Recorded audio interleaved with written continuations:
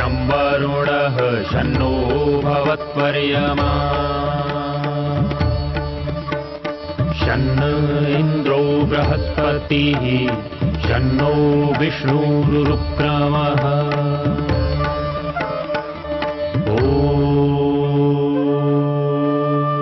शान्ति शान्ति शान्तिः।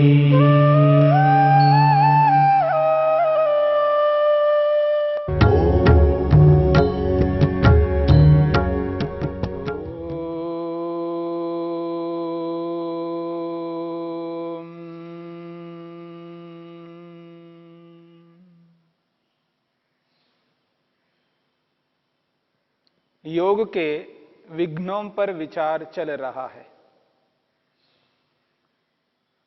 योगाभ्यास करते हुए व्यक्ति आगे बढ़ता है, योग के साधनों को अपनाता है, उसके समक्ष नाना प्रकार की बाधाएं उपस्थित होती है, अलग अलग विक्षेप उत्पन्न होते हैं,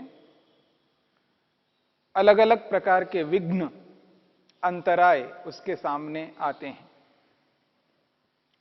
महर्षि पतंजलि ने समाधिपाद के 30वें सूत्र में 9 प्रकार के विघ्नों की चर्चा की है। उन 9 प्रकार के विघ्नों में 7 विघ्नों की चर्चा हमने आपके समक्ष की है। व्याधि को लेकर के अर्थात रोग को लेकर के आपके सामने चर्चा की। योग में व्याधि रोग अत्यंत बाधक है। दूसरा विघ्न स्त्यान यानी अकर्मण्यता, मन से कार्य को न करने की अनिच्छा रखना, जी चुराना, यह है अकर्मण्यता। जिस व्यक्ति के जीवन में अकर्मण्यता होती है वह व्यक्ति किसी भी विषय में किसी भी क्षेत्र में आगे नहीं बढ़ सकता। इसलिए इसको भी बहुत बड़ा बाधक स्वीकार किया है। तीसरा जो विघ्न बताया है वो संशय। संशयात्मा विनश्यति, सभी सुनते हैं। योग मार्ग में जब व्यक्ति आगे बढ़ना चाहता है तो उस व्यक्ति को प्रमाणों को स्वीकार करके चलना पड़ता है। यदि व्यक्ति प्रमाणों को स्वीकार नहीं करता है तो वह व्यक्ति संशय से ग्रस्त रहेगा। ऐसा व्यक्ति आगे नहीं बढ़ पाता है। जीवन में जिन बातों को हमने जाना है, समझा है, उन पर संशय नहीं करना होता है। जिस विषय को आपने जाना ही नहीं, समझा ही नहीं, उसमें संशय उठा करके उसके यथार्थता को जानना गलत नहीं है, पर जहां पर प्रमाण सिद्ध हो गया है वहां पर बार बार संशय पैदा करना अत्यंत घातक है। इसलिए संशय को तीसरा विघ्न स्वीकार किया। और चौथा विघ्न जो कहा है वो है प्रमाद। जब व्यक्ति कर्तव्य कर्मों को नहीं करता है और जो नहीं कर रहा है जानबूझ करके नहीं कर रहा है, लापरवाही बरत रहा है, जो उसके कर्तव्य है जिनको करना चाहिए और जिस जिस योग्यता का जो जो व्यक्ति होता है उसके कर्तव्य और अधिक बढ़ जाते हैं। योग्यता के आधार पर कर्तव्य भी उसी की योग्यता के अनुरूप होते हैं। सबके कर्तव्य एक समान नहीं होते हैं। जो व्यक्ति जितनी ऊंची स्थिति को प्राप्त करता है उसके कर्तव्य भी उसी दृष्टि से ऊंचे स्तर के होते हैं। इसलिए व्यक्ति जब कर्तव्यों को नहीं करता है, लापरवाही बरतता है, जानबूझ करके कर्तव्य कर्मों को नहीं करता है, तो व्यक्ति के अंदर अभिमान आ जाता है और उस अभिमान के कारण से वो बहुत सारे कर्तव्यों को त्याग कर देता है तो उसका पतन हो जाता है। वो अपने रास्ते से भटक जाता है व्यक्ति। इसलिए इस प्रमाद को बहुत बड़ा विघ्न स्वीकार किया है। और अगला जो अंतराय बताया है वो है आलस्य। जब व्यक्ति के जीवन में आलस्य होता है तो समझ लीजिए वह व्यक्ति कर्तव्य कर्मों को नहीं करता है। जहां प्रमाद के कारण से जानबूझ करके व्यक्ति कर्तव्यों को नहीं करता है, यहां आलस्य के कारण से जब शरीर में तमोगुण उत्पन्न होता है, उसके मन में जब तमोगुण उत्पन्न होता है और उस तमोगुण के कारण से, तामसिकता के कारण से व्यक्ति का शरीर भारी हो जाता है, मन भी भारी हो जाता है। मन के भारीपन से, शरीर के भारीपन से व्यक्ति आलस्य से ग्रस्त हो जाता है, पड़ा रहता है, कुछ करने की चेष्टा नहीं करता है। और आलस्य से युक्त व्यक्ति ऊंचे लक्ष्य को कभी प्राप्त नहीं कर सकता। यहां तो ईश्वर का दर्शन करना है, प्रभु का दर्शन करना है, आत्मदर्शन करना है। इतने बड़े ऊंचे लक्ष्य को पाना जिस व्यक्ति को हो और वह व्यक्ति आलस्य से ग्रस्त हो, यह मुमकिन नहीं है। इसलिए कहा है आलस्य शत्रु है योग मार्ग में। योग करने वाले व्यक्ति को आलस्य कभी नहीं करना है। आलस्य एक बहुत बड़ा विघ्न है, बाधक है। और आलस्य के बाद में अगला जो विघ्न बताया है वो अविरति। अविरति का अर्थ है मन में लालसा बना रखना। बाहर से, शरीर से, वाणी से विषयों के प्रति अग्रसर नहीं हो रहा है व्यक्ति। शरीर से विषयों के प्रति दौड़ नहीं लगा रहा है। बाहर के लोग उसको देख रहे हैं, जान रहे हैं, इसलिए शरीर से अपने आप को रोके रखता है और दूसरे लोगों के सामने अपनी वाणी पर भी नियंत्रण कर लेता है, क्योंकि दूसरों के सामने अपनी स्थिति को ठीक बनाए रखने की चेष्टा करता है व्यक्ति। क्योंकि बाहर से दिखाना होता है व्यक्ति को, बाहर से दिखा रहा होता है, मौन रह करके वाणी का वैसा प्रयोग नहीं करता है जिस प्रकार का प्रयोग करने से उसका अपयश होता हो। शरीर से ऐसी क्रिया नहीं करता है जिससे लोगों के ऊपर बुरा प्रभाव पड़े, परंतु शरीर से, वाणी से विषय भोग नहीं करता है, पर मन से करने लगता है व्यक्ति।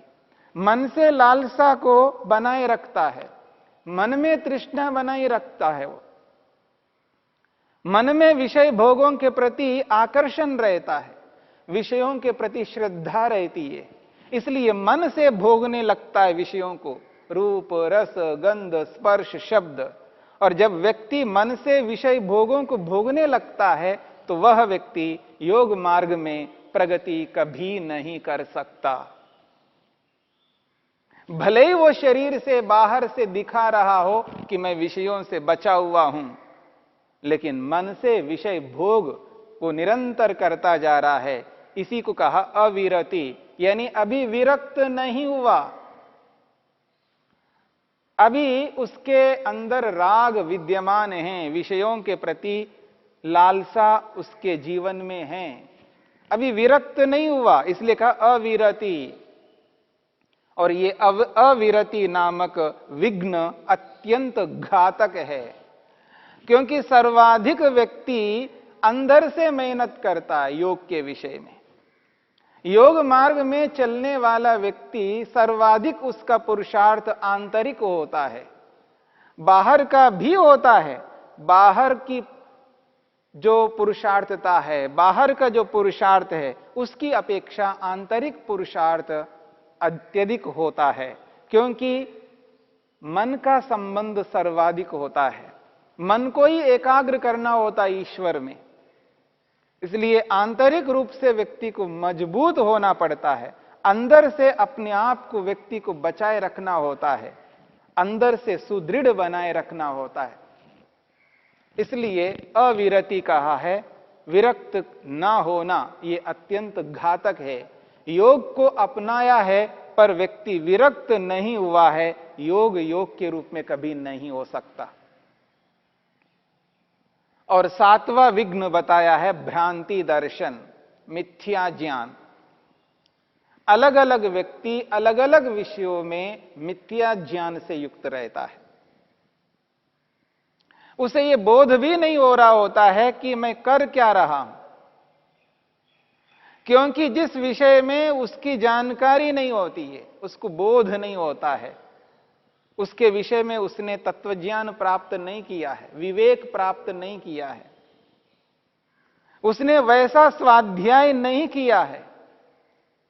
इसलिए अलग अलग विषयों में व्यक्ति के मन में भ्रांति रहती है, मिथ्या ज्ञान रहता है।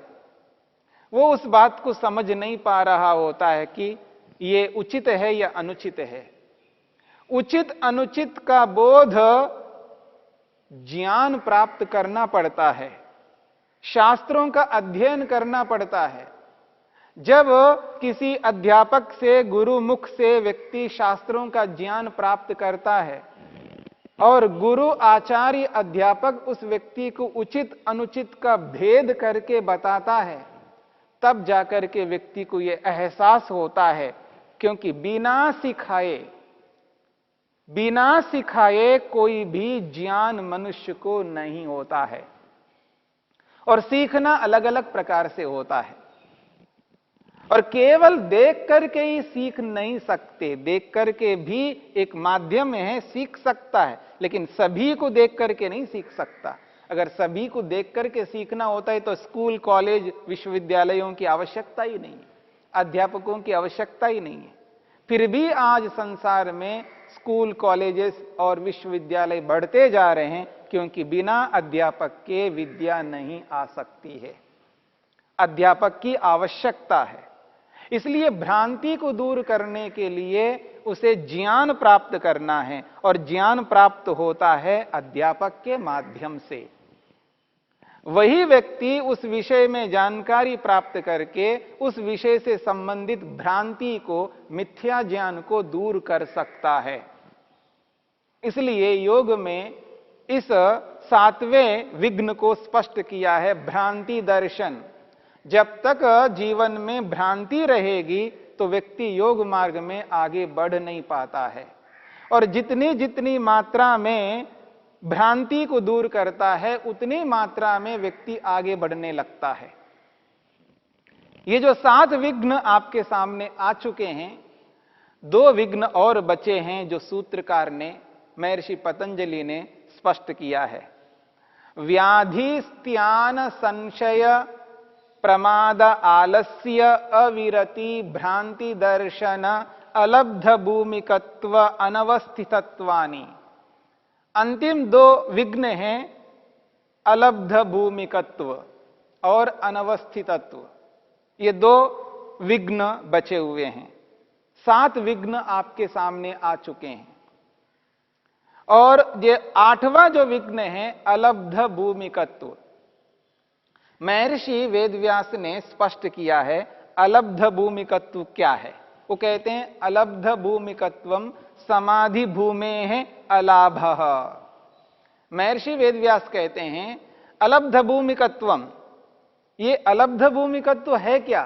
वो कहते हैं समाधि भूमेः अलाभः, समाधि की किसी एक अवस्था का प्राप्त ना होना, यानी समाधि का न लगना। जब व्यक्ति योग को अपना करके चल रहा होता है, यम, नियम, आसन, प्राणायाम, प्रत्याहार, धारणा, ध्यान, इन सभी अंगों को अपना करके जब आगे बढ़ रहा होता है तो उसको उपलब्धि होनी चाहिए। जिस कर्म को व्यक्ति प्रारंभ करता है, उन कर्मों को करता करता एक ऐसी स्थिति आनी चाहिए व्यक्ति के जीवन में, उसको उपलब्धि मिले, उसको आउटपुट निकलना चाहिए। अगर उस व्यक्ति को कोई उपलब्धि नहीं मिल रही है तो व्यक्ति हताश होता है, निराश होता है, दुखी होता है। जब कार्य करने के बाद भी उसको उपलब्धि नहीं मिलती है तो व्यक्ति दुखी हो जाता है, सहन नहीं कर पाता है, इतना धैर्य नहीं होता है व्यक्ति के जीवन में। व्यक्ति के जीवन में बहुत अधिक धैर्य होना चाहिए। योग मार्ग को अपना करके चलने वाले व्यक्ति के जीवन में इतना धैर्य रखना होता है, उसकी कोई सीमा ना हो। याद रखिए, जो योगाभ्यास करना चाहता है, योग को अपना करके चलना चाहता है, उस व्यक्ति के जीवन में सीमाएं नहीं होनी चाहिए। मैं इतना ही सहन कर सकता, ये जो सीमा है ये अत्यंत घातक है, वो आगे नहीं बढ़ सकता है। मैं इससे ज्यादा नहीं सहन कर सकता, ये जो स्थिति है ये योगाभ्यासी के लिए हानिकारक है। योगाभ्यासी व्यक्ति के लिए असीम सहन करना होता है। वो तप करे, असीम तप करे। तप 3 प्रकार से होता है। तप शारीरिक रूप से होता है, तप वाचनिक रूप से होता है, तप मानसिक रूप से होता है। शरीर से जब तप करता है तो उसकी सीमा होती है। शारीरिक तप में असीमा नहीं रख सकते, क्योंकि शरीर में वो सामर्थ्य नहीं है। वाचनिक रूप से भी तप करता है, वाचनिक रूप में भी एक सीमा है, क्योंकि वहां असीम नहीं हो सकता। लेकिन मानसिक रूप में जब व्यक्ति तप करता है, उस तप को असीम रूप में करना पड़ता है।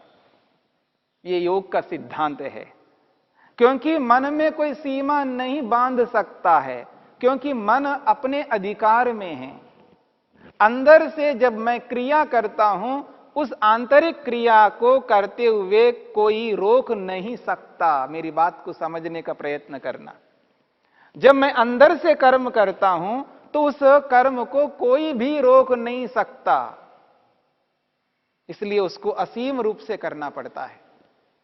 हां, वाणी से यदि मैं कर्म करना चाहूं तो उसको कोई रोक सकता है, इसलिए मेरे को समाज को ध्यान में रखते हुए, राष्ट्र को, विश्व को ध्यान में रखते हुए मेरे को बोलना पड़ेगा। क्योंकि मेरी वाणी सबके लिए हो रही है, तो मेरे को यह ध्यान रखना होगा कि मेरी वाणी के कारण से किसी को कोई कष्ट, दुख, पीड़ा तो नहीं हो रही है। कहां मेरे को बोलना है, कहां नहीं बोलना है, इन स्थितियों को ध्यान में रखते हुए मेरे को आगे बढ़ना पड़ता है। इसलिए वाणी पर मैं एक सीमा तक संयम रख सकता हूं, लेकिन कहीं तो मेरे को बोलना पड़ेगा, कहीं तो मेरे को बोलना पड़ेगा। ऐसा तो नहीं है कि मैं जीवन भर गूंगा रहूं। वाणी तो बोलने के लिए है, और जब वाणी बोलने के लिए तो जहां उचित है वहां तो बोलना ही पड़ेगा, जहां अनुचित है तो नहीं बोलूंगा, वहां नियंत्रण होगा। लेकिन यहां पर सीमा है वाणी की। ऐसे ही शरीर की भी सीमा है, लेकिन मन की कोई सीमा नहीं है, वहां कोई रोक टोक नहीं है। क्योंकि मन से जो उत्तम कर्म करूंगा उसको असीम, यानी मैं गणना नहीं कर सकता। यहां पर असीम का अर्थ है जहां मैं गणना नहीं कर सकता, वहां पर मैं बिना रुके निरंतर मानसिक रूप से कर्म करता जाऊं और ईश्वर के निकट पहुंचूं, समाधि को पा सकूं। इसलिए ये अलब्ध भूमिकत्व को समझ करके चलना है।